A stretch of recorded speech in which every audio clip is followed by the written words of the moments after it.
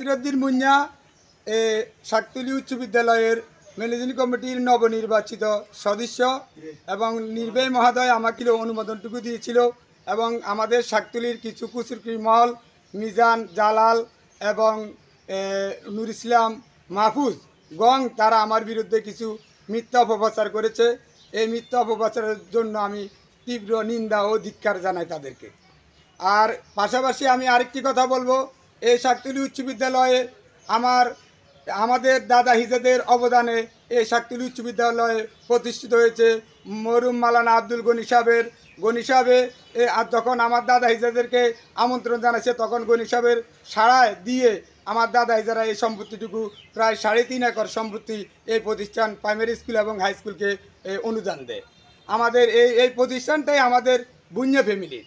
এই প্রতিষ্ঠানটা আমাদের বুঞ্জা ফ্যামিলির কৃতিত্বের কারণে এই প্রতিষ্ঠানটা শাকতলী আজকে দীর্ঘদিন ধরে অনেক ছাত্রছাত্রী এখান থেকে জজ, উকিল, ব্যারিস্টার এবং সচিব পর্যন্ত হয়েছে, প্রধান এমপি পর্যন্ত হয়েছে আমাদের এই স্কুল প্রতিষ্ঠান থেকে শিক্ষকতা গ্রহণ করে নিয়ে।